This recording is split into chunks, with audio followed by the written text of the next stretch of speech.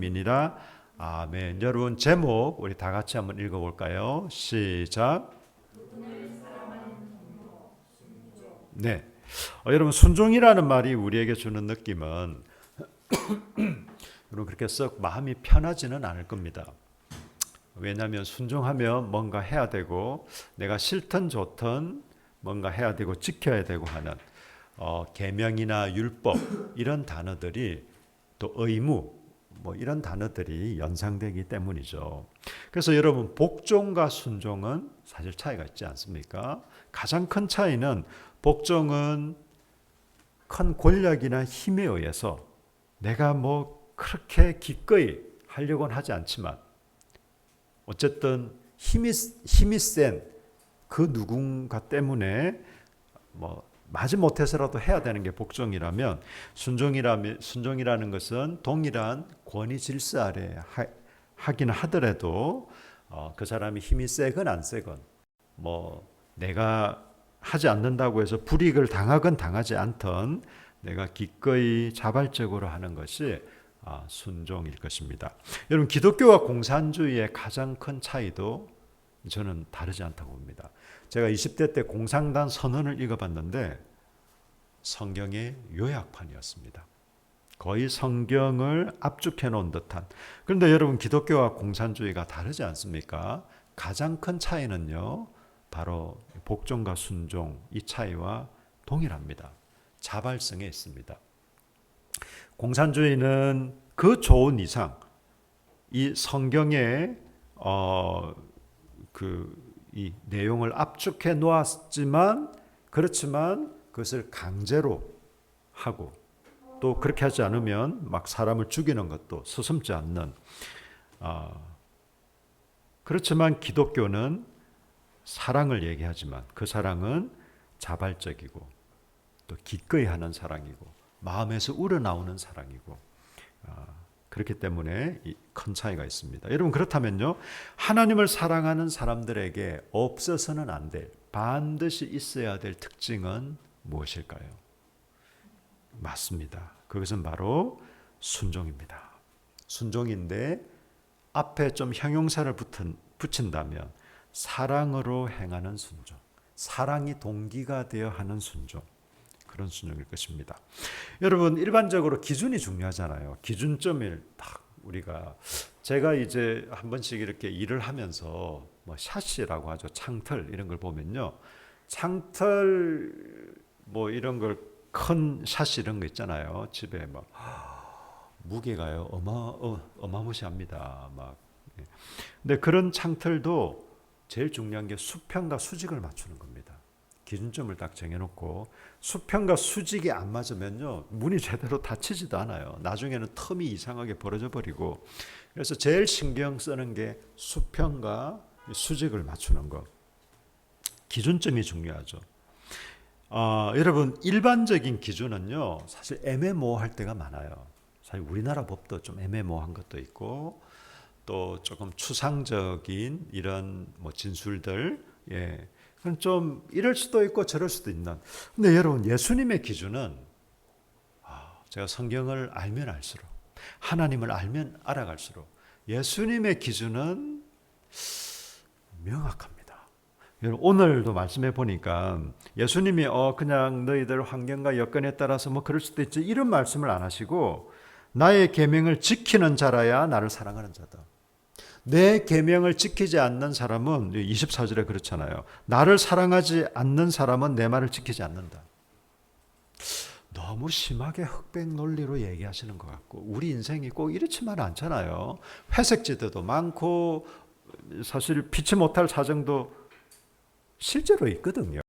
이렇게 뭐 흑백 논리로만 예수님 너무 극단적이시다 라는 생각 느낌이 들 정도로 여러분 왜 예수님이 이런 표현들을 하셨을까요? 예수님 정말 극단적인 분이실까요? 예수님은 정말 이것 아니면 저것 예스 아니면 노 뭐 이거밖에 모르는 분이어서 그럴까요? 아닙니다 여러분. 사실 예수님은 구체적인 상황을 가지고 이렇게 말씀하시는 게 아니라 마음의 태도와 중심을 이렇게 얘기하시는 겁니다. 네가 정말 그렇다면 네가 정말 나 사랑하니? 그렇다면 네 행동을 보면 알 것이야. 그 행동은 순종 여부야. 여러분 그렇다면요. 예수님이 말씀하시는 이 순종, 내 말, 예수님의 말씀은 과연 뭘까요? 십계명을 포함한 구약의 모든 계명 혹은 예수님께서 말씀하신 것이 아니고 요한복음 13장 34절 보십시오. 요한복음 13장 34절 우리 같이 읽겠습니다. 바로 앞장이죠. 13장 34절 시작. 새 계명을 너희에게 주노니 서로 사랑하라. 내가 너희를 사랑한 것 같이 너희도 서로 사랑하라. 아멘. 이 말씀을 얘기하고 있습니다. 이게 문맥상 합당한 겁니다. 예수님께서 지금 제자들에게 이렇게 말씀하십니다. 네가 정말 나를 사랑한다면 내 계명을 지킬 거야.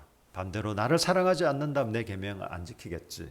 근데 그 계명은 서로 사랑하라는 것입니다. 사실 예수님은 성경을 이렇게 요약하셨잖아요. 마태복음 22장 37절로 40절까지 제가 읽어드릴게요. 예수께서 이르시되 내 마음을 다하고 목숨을 다하고 뜻을 다하여 주 너희 하나님을 사랑하셨으니 이것이 크고 첫째 되는 계명이요 둘째도 그와 같으니 내 이웃을 내 자신같이 사랑을 하셨으니 이 두 계명이 온 율법과 선지자의 강령이니라. 온 율법과 모세오경과 선지자 이제 선지서들의 강령이라 이 말은 한마디로 구약 성경 전체를 얘기하는 겁니다. 구약 성경 전체를 요약하면 하나님 사랑, 이웃 사랑입니다. 자, 예수님 시대에 신약 성경이 있었을까요? 없었습니다. 그러면 사도들이 살았을 때 신약 성경이 있었을까요? 없었습니다. 신약 성경은 AD 4세기 때 정경으로 확립되었기 때문에 예수님이나 제자들이 다 하나님 말씀이라고 했던 것은요, 구약 성경입니다. 예수님 이렇게 말씀하시는 거예요. 성부 하나님께서 이 구약의 이 여러 저자들을 통해 성경으로 하나님 말씀으로 확정하신 이 구약이 바로 구약 성경이 이렇게 얘기하고 있지 않냐. 그것은 바로 하나님 사랑, 이웃 사랑이다 라고 얘기하고 있습니다. 그러면서 바로 이것이 너희에게 주어진 계명이다라고 얘기하고 있습니다. 여러분, 우리가 이것을 통해서 알 수 있는 것은 마태복음에서 예수님이 하신 말씀이나 혹은 요한복음에서 하신 말씀이나 일맥상통합니다. 좀 다른 표현일 뿐 내용이 다르지는 않습니다. 한마디로 사랑이죠. 사랑. 여러분 이 사랑은요. 갈라디아서 5장 14절 제가 읽어드릴게요. 온 율법은 내 이웃 사랑하기를 내 자신같이 하라 하신 한 말씀에서 이루어졌나니 사도 바울은요. 모든 율법은 이웃 사랑하기를 내 자신같이 하라는 이 한 말씀으로 한 계명으로 요약을 합니다. 그렇다면 여러분 우리는 예수님을 따르겠습니까? 사도 바울을 따르겠습니까? 여러분 누구를 따르시겠습니까? 예수님이죠. 그런데 예수님이 마태복음과 요한복음에서 말씀하셨단 말이죠. 그럼 마태복음에서 말씀하신 예수님을 따르겠습니까? 요한복음에서 말씀하신 예수님을 따르겠습니까? 둘 다. 예. 사실 이 말은요. 같은 말입니다. 사도 바울이 온 율법을 이웃 사랑으로 요약했습니다. 예수님은 하나님 사랑, 이웃 사랑으로 요약하기도 하고 서로 사랑하라로 이 압축해서 말씀하게 됐습니다. 그러나 본질상 똑같습니다. 왜 그렇습니까? 사실 여러분 이웃 사랑하라는 이 한 말씀에 이게 다 포함되는 이유는요. 하나님을 사랑하지 않고는 이웃을 사랑할 수 없기 때문에 그렇습니다. 여러분 이웃을 사랑하는 사람, 이웃을 사랑한다는 게 이런 건 아니에요. 만나니까 마음이 너무 잘 통해. 또 뭔가 이해관계도 맞아. 그리고 왠지 좀 가까이 하고 싶어. 여러분 이런 걸 성경에서 사랑이라고 하지 않습니다. 그런 성경 표현에 보면 그런 건 그냥 세상 사람들이 누구나 자연스럽게 하는 거고요. 성경에서 말하는 이웃 사랑은요, 그럼에도 불구하고의 사랑이고, 나하고 성향이 좀 안 맞는 것 같아. 저 사람은 음식 먹는데 왜 이렇게 쩝쩝거려? 말하는 거는 또 왜 저래? 삶의 방식이 이해를 못하겠어. 이런 것을 다 포함하는, 그런 사람만 사랑해야 사랑한다는 건 아니지만, 여기서 말하는 이웃 사랑은 사실 그런 걸 다 포함하는 겁니다. 여러분, 이것은 막연하지 않습니다. 제가 저희 아버지를 사랑합니다. 근데 여러분, 제가 저희 아버지를 사랑하는 게 쉽지만은 않아요, 여러분. 저는 어렸을 때 아버지에 대한 정오심을 가지고 컸어요. 내가 비록 지금 힘이 없지만 내가 좀 힘이 생기면 아버지는 가만두지 않을 거야. 그런 마음으로 저는 컸어요. 청소년 시기를 그런 식으로 보냈습니다. 근데 제가 예수를 믿고 하나님의 자녀가 되고, 물론 한순간에 바뀐 건 아니에요. 그렇지만 서서히 바뀌었습니다. 제가 하나님의 사랑을 경험했습니다. 하나님께 용서를 경험했습니다. 사실 저희 아버지가 저한테 또 우리 가정에 좀 어려움을 많이 주셨습니다. 저희 어머니는 돌아가셨지만 저희 어머니가 돌아가시기 전까지만 하더라도 늘 제가 김해만 가면 하는 하소연이 있었습니다. 야야, 내 팔자가 왜 이리 더럽냐? 왜 네 애비는 아직까지 살아가지고 나를 이렇게 귀찮게 굴냐? 제가 너무 민망해가지고 어떻게 심정적으로는 이해는 되는데 어떻게 맞장구를 칠 수도 없고, 그렇다고 그런 어머니를 막 나무랄 수도 없고, 어머니 왜 그러세요? 참 좀 민망했던 적이 많았습니다. 그런 아버지셨어요. 그렇지만 제가 아버지를 용서할 수 있었던 이유는 제가 마음이 넓어서 아니요. 제가 사랑할 수 있는 이유는 제가 사랑이 그냥 제 속에는 사랑밖에 없어서 아닙니다. 제가 용서를 경험했거든요. 제가 정말 용서받은 죄인인 걸 알거든요. 제가 또 사랑을 경험했거든요. 제가 사랑받을 자격이 없는 사람인 걸 알거든요. 근데 하나님의 그 무조건적인 사랑을 물론 100%는 아닐지 몰라도 제가 충분히 경험하고 알고 누리고 있거든요.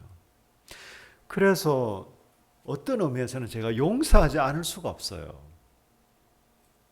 아니, 어떤 사람이 저한테 100억을 주면서 너 100만 원 누구한테 빌려줬지? 그거 그냥 좀 안 갚아도 된다고 얘기해 주면 어떨까? 이렇게 얘기를 하는데 100억을 저한테 제 통장에 꽂아주면서 차마 100만 원 그래서 받아야죠 그거. 그래도 계산 확실히 해야죠. 이렇게는 말 못하는 거와 같은 거예요. 우리에게 용서란 이런 겁니다. 사랑이란 이런 겁니다. 새 계명을 제자들에게 주시면서 너희들 어렵겠지만 힘들겠지만 불굴의 의지로 한번 사랑해봐, 이거 아니에요. 너네 내 사랑 경험했지 않냐? 내 사랑 지금도 경험하고 있지 않냐? 그러니 서로 사랑해라, 용서해라, 이렇게 말씀하시는 겁니다. 여러분, 순종은요, 의무가 아닌 사랑입니다. 사랑이 동기가 되어서 우리는 순종합니다. 근데 그 순종은 서로 사랑하는 이것입니다. 그 서로 사랑하는 것 중에는 하나님을 사랑하는 것도 포함되고 자기 자신을 사랑하는 것도 포함됩니다. 여러분, 자신을 아끼고 사랑하지 않으면서 극단적인 이기주의 말고요. 나밖에 모르는 이런 거 말고, 내가 항상 중심이고 내가 항상 기준이고 그런 거 말고, 정말 자기를 아끼고 사랑하지 못하는 사람이 다른 사람을 사랑할 수 있을까요? 그렇지 못해요, 여러분. 글쎄요, 단기간에 좀 그럴 듯하게 보일지 몰라도 그건 지속적일 수 없습니다. 건강한 자기 사랑이 결국 건강한 이웃 사랑으로 자연스럽게 이어질 수밖에 없기 때문에 그렇습니다. 여러분, 우리가 이웃 사랑, 너희는 서로 사랑하라고 주님이 새 계명을 우리에게 주셨습니다. 그리고 이 계명을 지키는 사람은 지키는 걸 보니 나를 사랑하구나. 너 안 지키네. 보니까 나를 사랑 안 하는구나. 이렇게까지 극단적으로 우리 주님이 말씀하셨습니다. 그럼 우리는 우리의 이웃을 사랑해야 하지 않을까요? 서로 사랑하라. 그래서 여러분, 사랑을 가르치고 배울 수 있는 가장 기본적인, 본질적인 곳은 딱 두 곳밖에 없어요, 여러분. 그건 바로 가정과 교회입니다. 가정과 교회에서 사랑을 배우고 가르치고 누리는 겁니다. 우리 가정이 그렇잖아요. 물론 좀 깨어진 가정, 또 가정마다 온전한 가정이 쉽지는 않습니다. 그렇지만 또 그런 어려움과 아픔이 때로 있기도 하지만 가정이 제가 부모님께 받았던 사랑도 그렇고 제가 우리 자녀들에게 흘려보내는 사랑 역시도 이건 정말 어떤 유행가 가사처럼 무조건이야 무조건입니다. 조건이 없어요. 우리 교회 공동체가 하는 사랑도 마찬가지입니다. 이건 저는 우리 교회 공동체가 충분히 서로 사랑하는, 사실 그래서 우리 세상에 우리가 보여주는 것은 서로 사랑하는 사람들. 저 사람들의 특징, 뭘 잘 차려입는다, 말이 그냥 미끈하게 잘한다, 그건 그냥 이 덤으로 주어지는 것일런지 몰라도 본질적인 것은 그런 게 아닙니다. 저 사람들은 참 서로 아끼고 사랑하는구나. 참 서로 배려하고 존중하고 희생하고 저렇구나.